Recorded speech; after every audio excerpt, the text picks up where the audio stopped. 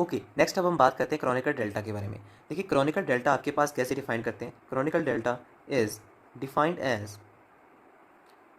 As देखिए del आई j, ठीक है। ये आप वैसे भी जानते होंगे अगर आप फिजिक्स के स्टूडेंट हैं तो del I J is equals to one if I equals to J and is equals to zero if I not equals to J, ठीक है। तो आपके पास मतलब कि del one one, del two two, del three three and so on up to del N N, ये आपके पास value क्या होगी, वन होगी, ठीक है। तो ये वैल्यूज़ आपके पास वन होगी। और आपके पास del one two, del two three, del three four, ये वैल्यूज़ आपके पास सभी क्या होंगी, यहाँ पर आप लिख लीजिए del N n minus one, ये आपके पास सभी वैल्यू क्या होंगी, ज़ीरो होंगी। ओके, तो अगर आपसे मैं यूँ पूछूं कि डेल आई आई की वैल्यू क्या होगी, ठीक है, तो डेल आई आई का मतलब क्या है, देखिए यार रिपीटिंग टर्म आ गई है, तो आइंस्टाइन समीशन लॉ के हिसाब से अगर आपके पास रिपीटिंग टर्म्स आ जाती हैं तो उसका समीशन आपके पास वन से लेकर एन तक खुल जाता है, दो रिपीटिंग टर्म्स के लिए। तो आपके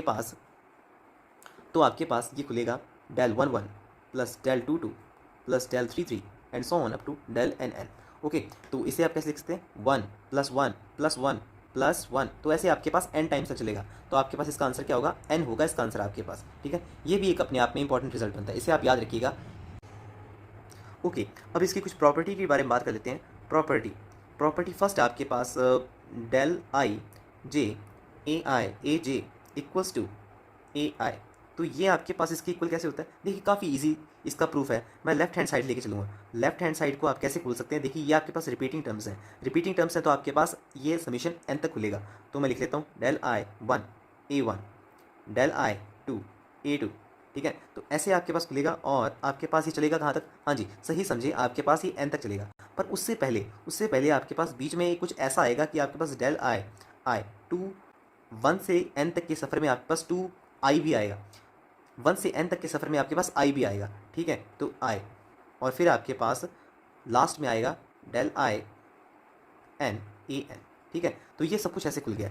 पर आप तो ये जानते हैं ना कि अगर आपके पास आई देखिए अलग है, वन अलग है, तो ये आपके पास ज़ीरो हो जाएगा। ये आपके पास जहाँ पर सेम होंगे वही आपके पास वन होगा, ठीक है। तो आपके पास ये ज़ीरो प्लस ये ज़ीरो एंड सो ऑन आपके पास ये वन होगा, ठीक है। और ये आपके पास ए आई चल ही रहा है, ठीक है, प्लस ये ज़ीरो, ठीक है, ऐसे ये चलता रहेगा और आपके पास ये एक ही टर्म बनेगी। तो आपके पास बचेगा क्या, ए आई, ठीक है। तो मैं लेफ्ट हैंड साइड लेके चला था और मेरे पास ये चीज़ प्रूफ हो गई है। अब नेक्स्ट प्रॉपर्टी की तरफ चलते हैं। सेकंड प्रॉपर्टी जो आपके पास है वो आपके पास delta I J A I is equals to A J. तो देखिए इसे भी आप सॉल्व करेंगे, इसे में भी यहाँ पर मैं लेफ्ट हैंड साइड से शुरुआत करता हूँ। लेफ्ट हैंड साइड से आप देखिए आपके पास रिपीटिंग टर्म्स कौन कौन सी है, रिपीटिंग इंडेक्स आपके पास ये हैं, तो आपके पास ये समीशन वन से लेकर एन तक खुलेगा। Delta one j a one plus delta two j a two plus delta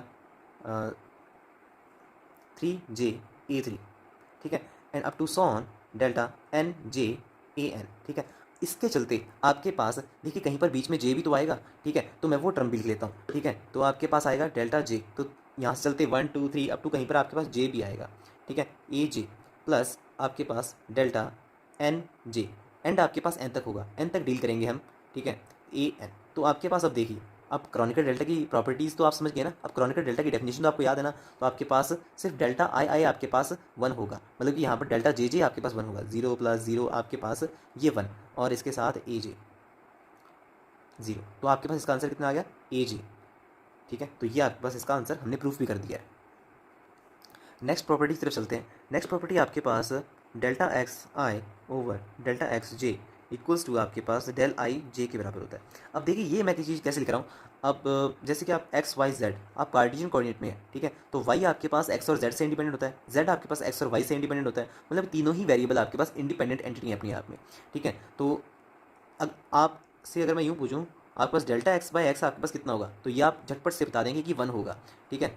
पर अगर मैं आपसे यूँ पूछूँ कि आप curl x over curl y, तो ये तो आप जानते हैं ना कि ये इंडिपेंडेंट है एक दूसरे के, curl x over curl Z, तो इनकी वैल्यू आपके पास जीरो आएगी, ठीक है। तो उसी प्रकार आपके पास यहाँ पर देखिए curl X I over curl J, अगर तो आपके पास ये आपके पास इंडेक्स सेम हो जाता है, curl X I over curl X I ऐसा आ जाएगा जब, तब तो आपके पास वन हो जाएगा, unless this will be equals to zero, तभी तो हमने डेल्टा आई जे लिख दिया। मतलब ये तो यहाँ पर डेफिनेशन ही बता रहे हैं आपके पास क्रॉनिकल डेल्टा की, तो यहाँ पर डायरेक्ट क्रॉनिकल डेल्टा की डेफिनेशन यूज़ हो जाएगी।